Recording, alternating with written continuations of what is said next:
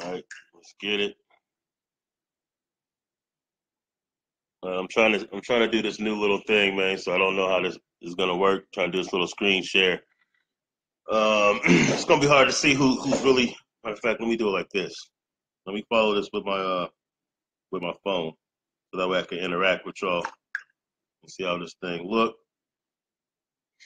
I want y'all to study this picture, y'all. Look at this picture. Let's talk about it. Let's talk about it. All right. Now I can see what's good. Turn the sound down. All right. So what we're gonna do is we're gonna talk about narrative, and we're gonna talk about propaganda. So what I really want y'all to do is let me know what you see when you see this picture. Like what thoughts come to your mind when you see this picture right here. This is a picture I got from Instagram. Matter of fact, you know, what y'all see. This is on gun control. So what I want you to do is check out the left side, or check out the law-abiding citizen. You know, because we talk about narrative and we talk about propaganda, and don't mistake the fact that because you know propaganda is on TV, radio, social media, just because you are aware of propaganda does not make you less subject to the effects of propaganda. I mean, it does, but it's just minimal, because it doesn't matter if you continue to be subjected to certain images over and over and over again. It's gonna take place. It's gonna fall into your subconscious. Your subconscious is what actually rules your actions. So when we're taking in certain propaganda, and it's not just us taking in propaganda, it's also propaganda that's being displaced or projected towards others about us. So I know you see two white guys in this, you know what I'm saying, in this picture. I got this from Instagram. No disrespect to the sister who posted it. I know she was posting it for her own reasons, for her you know what I'm saying, because she probably, you know, doesn't like the idea of gun control, which I'm hip. I'm down with that. But let's look at the picture. Let's examine the picture, because this is how propaganda works. This is how they can continue to have a certain kind of narrative. Because I know you see two white guys, but look at the guy on the left, the law-abiding citizen. Look at him. Look at him from head to toe. His hat, square on. Innocent, goofy looking face. Button-up shirt. Right? Jeans, you know, fitting like a good law-abiding citizen. But this is code. See, this is code. He has a little shotgun, of course, because he's probably hunting. And then a little sidearm just for protection or whatever. Clean shaven. Now look at the guy on the right. See, without even making the guy on the right black, they made him black. Just look at him. Look at his posture. Look at the way his face is. Look at the hat or do-rag or scully or beanie or whatever that is on his head, covering his eyes. Niggerish, right? Of course, they got some stubble all over his face to make him look a little bit more swarthy, a little bit more black. Of course, he has a hoodie on, a black hoodie. I mean, look at this. They're making them black without actually making them black. We have to understand propaganda. We have to understand narrative. Look at his jeans. Look like they might be sagging, baggy, shoes untied, sloppy. So what they're implying here is that with gun control, the only people that will have guns are criminals, and they've already you know what I'm saying, connected or associated criminals or criminality, they've already made that another byword for black. So this is like a scare tactic for you know, middle age, middle class, suburban, upper class white dudes. It's a scare tactic, like, yo, if the guns are taken from us, the only people that's gonna have it is black people or criminals. Seeing that blacks, criminals, thugs, these are all the same, the way the media runs it. So this is just basically backing up the propaganda that's been long standing, especially in the media. So this is how they project the image. See, it's not racist when you show it's a white guy and a white guy. It's not racist. We're not implying that black people are criminals. We're not saying anything about black people. It just so happens that the guy on the right, who's a criminal, kind of wears his hat like a black person. Kind of has the posture, the niggerish posture as a black person. They made sure that he's not clean shaven, so that way they can add some of that, you know, saying brown and black stubble, and you know, saying just blacken him up a little bit, make him a little bit more swarthy, whatever that word is, swarthy, black. You know what I'm saying? He just happens to have a hoodie because we know criminals, blacks, hoodies, Trayvon, hoodies, gangbangers, hoodies, niggas up to no good, hoodies, baggy jeans, sloppy, baggy, saggy, untied shoes, posture, facial expression. Like he looks straight niggerish on the left. So this is how they're able to continue a racist narrative, a racist propaganda without actually you. And it's not that I don't expect that you guys would notice this if you've seen it. I don't know if you've ever seen this picture before. It's not that I don't think that you guys are intelligent enough to understand, you know what I'm saying, what it is.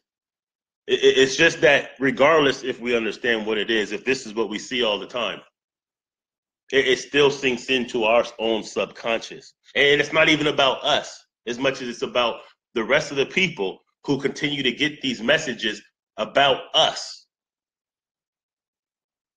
They link criminality with black swag. They link criminal with, you know, black culture, the way we dress. They're criminalizing our culture right there. They're criminalizing our culture. They're making it to where when people associate criminal, they associate to black first. I mean, they made a clear distinction. They didn't show you like a criminal in a three-piece suit, right? When we know that white people in three-piece suits, they bust guns, they steal, they do criminal acts. I believe, wasn't it all the drive-by shootings in the 40s done by white guys, by Jewish guys, by Italian guys? Huh? With the mass shootings, are these not done by white boys? Clean cut sometimes looking? However, what they do is they show these kind of pictures. So what happens is pictures like this and images like this. This is just one image out of thousands. This is just one image out of hundreds of broadcasts, TV broadcasts that goes out, that always has that story with that black guy in a hoodie with dreads or braids or a hat backwards or something like that who did something that they always place in the news somewhere just to remind everybody that don't forget black people are criminals, you should be afraid. So this is just like one image. Picture says 1,000 words, but this is just one image that lots of people will see and see images like this. And it reinforces the idea that even if we can't use a black person because that would be too obvious, that we could still imply criminality is related to black culture or the people who act or dress black. So even when we see these images, it does reinforce something. When other people see it, of course, it reinforces how they feel about us. This is how the narrative that they're getting. This is why I continue to say, and I know y'all think I'm just doing cheap plugs all the time when I'm saying liberation-minded media. It's more than just a cheap plug. It's reality. We have to be able to control our narrative. What do we have to control our narrative on a big scale? They're taking people off of TV. They're taking people off of TV. They took the news out of BET a long time ago before they even sold it. What tools do we have to put our own narrative and our own, as Khalid Muhammad would say, proper propaganda, at least to balance it out a little bit? Because it doesn't matter how many white boys shoot up a school, no matter how many white dudes shoot up a movie theater, shoot up a concert, all these mass killings, it don't matter. No matter how many white dudes, white nationalists kill police, just look at the numbers. They don't show that kind of shit, or when they do, they excuse it or they make it seem like he's just a, anomaly. He's just an oddball white guy. No, most of them aren't like that. Most white guys aren't like that. But when it's us, they make it seem like, yo, well, that's what it is when they don't have no fathers in their house. And then they'll say, oh, 70% of them don't have fathers. So basically, you're saying that it's likely that all of us will be a certain kind of way. You clean it up when it's you. So we have to have our own narrative. Like we have to be able to combat some of these facts and some of these stats that they say are true that's not true. Remember the statistic? I know you've all heard it. More black men are in prison than in college. How many of y'all have heard that? How many of y'all actually believe that shit? Keep it real. I used to believe that shit. So I did the numbers. I used to believe that there's more black men in prison than in college until I looked up the college statistics. And then I looked up the prison statistics and I found out that there's actually twice as many black men in college than are in prisons, jails combined, federal, state, and city. If you combine all those, there's twice as many black men in college than in prison, but we keep hearing this narrative. What other narratives do we have? The black on black crime narrative. I went through all these with sources and everything on Black I Stand Radio. It's called Black News versus Fake News. The narrative that black on black crime. Oh, 80% of black people kill black people. Well, 80% of white people kill white people. 80% of Asians are killed by Asians, but they don't have a Asian on Asian crime or a white on white crime narrative, only a black on black crime that only usually comes out when we're saying, hey, police, quit shooting our unarmed citizens. Then all of a sudden it's, well, what about the black on black crime? That coon train shit. But they don't tell you like, yo, in any area, if Asians live in this community, if there's a murder that's done by an Asian, most likely it's going to be done to another Asian, so forth and so forth. They don't tell you that in actuality, crime in black neighborhoods have been down for the last 20 years. And I mean really, really down. Despite the fact that they report it higher, it's down. But they still have time to tell you how many people were shot last weekend in Chicago. But they don't tell you about the girl, the 15-year-old who flew from California to New York with a Tuskegee Airman, and she did all the piloting herself. They don't tell you about the 19-year-old PhD in Georgia, young brother. They don't tell you about how in Ghana, a brother made a damn car that runs on radio waves. It runs on like radio waves. No gas, no air, no battery. It just runs on the atmosphere. They ain't telling you about that. They ain't telling you about the great things that we do. They don't tell you about the contributions. What they do is show you subliminally, overtly, that black is criminal. And they'll even do it when they're showing a white guy. Just look at him. Tell me if that don't look like he's mad niggerish. Baggy jeans, hoodie, hat looking like, you know what I'm saying? Like he's straight, you know? White guy just looks all goofy and innocent and harmless. You know, just a little hunting. You know, he probably hunts quail. That's why he has a shotgun. You know, pants all up, shoes tied, button-up shirt, hats on square. It's a good old, you know what I'm saying, harmless white dude. And then you got this black-looking white dude who's a criminal. So that's all I really wanted to do, man. I didn't want to go too long on this shit. I just wanted to show you narrative. Peace to William Maxon. Them just reflect their hip-hop related against their attires. Complexion don't matter. You're right. Exactly. That's the point. They linked our culture. They linked how we dress or how they see us with criminality. I mean, they couldn't have just shown you another white guy with his jeans on properly with a cashmere sweater. You know, the kind that be raping girls in colleges. They couldn't show you that guy as a criminal.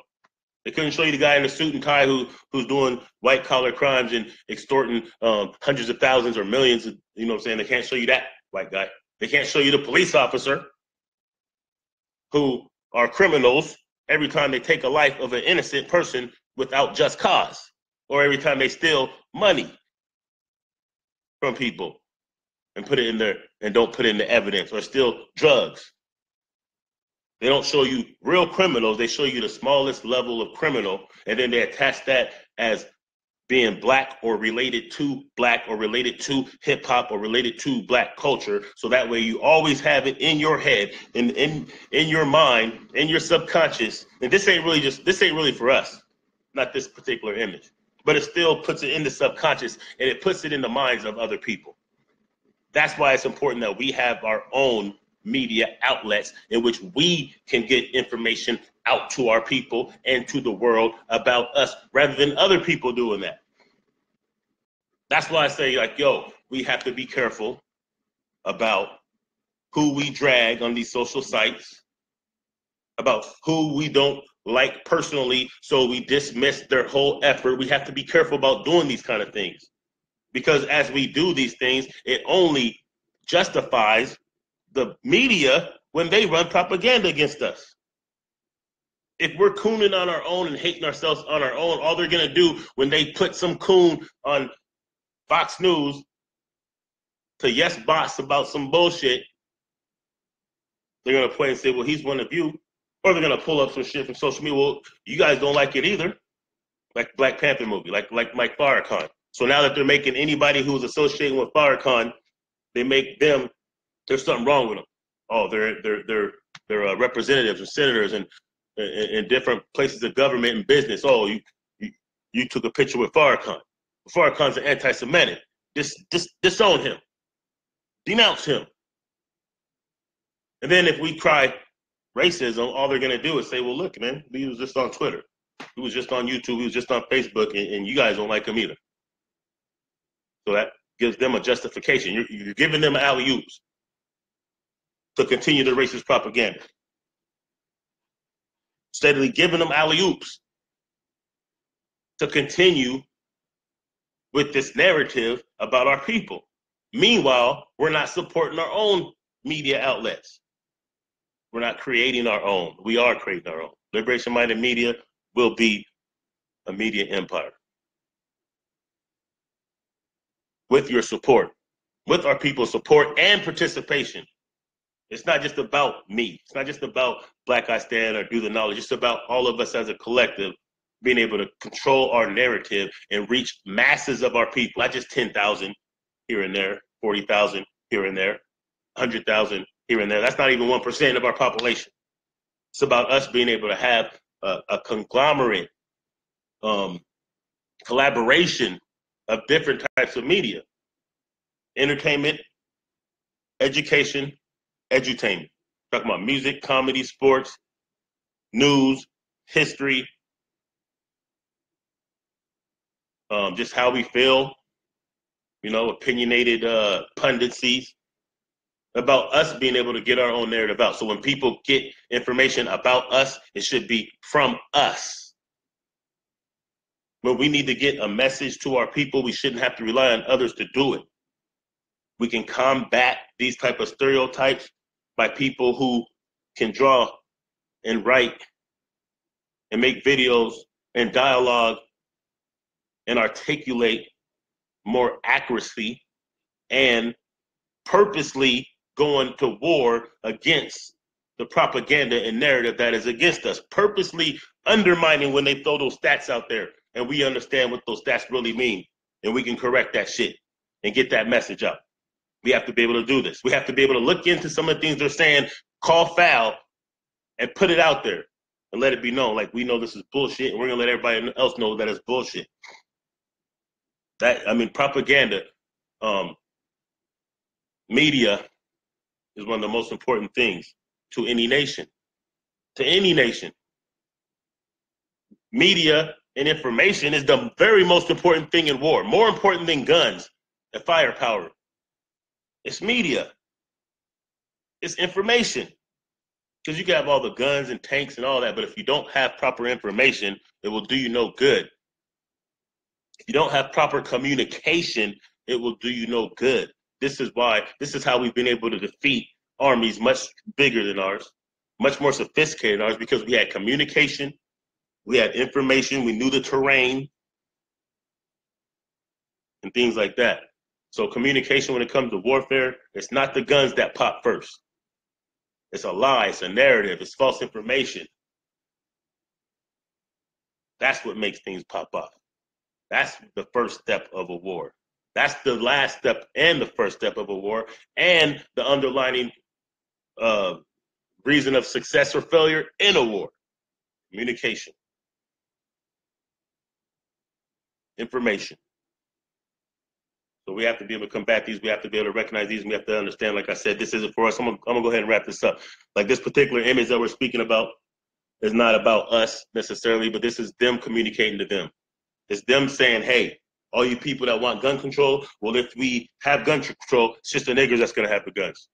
I mean, the criminals. It's just the black guy. I mean, the criminals that have all the guns. Just those little gangbanging, I mean, the criminals, you know, because even for a white criminal, he has to look mad niggerish, dirty, and dressed like a black guy. That's it. Liberation Minded Media. Check out the Liberation Minded Media YouTube page. Subscribe. You know, current magazine's coming. You know what I'm saying? Professor James Small was on Black Power Radio yesterday. He'll be on Do the Knowledge Thursday, and he'll probably be coming to Black Eye Stand Radio. You know what I'm saying? Share information, share proper propaganda, share our narrative, participate, support. Let's build our own media platform. What else do we got? We are working on something, though. We're working on an independent owned server in which we can communicate and bring audio and video to our people with the Liberation Minded Media. We got somebody that's ill that's working on it. It's pretty much almost done. You're gonna see what this do, but we need the participation. We need the people to really understand how important this is so they can get behind it like they get behind, you know, saying Jordans every time a new pair of Jordan come out. Not even ask for money. I'm just saying let's just support it and understand it and recognize and respect it and share the information and let people know and tune into it sometimes so you can get information about your people from your own damn people rather than from other people. That's what I'm saying. Liberation Minded Media. Black I Stand Radio. Netter Cut. We out.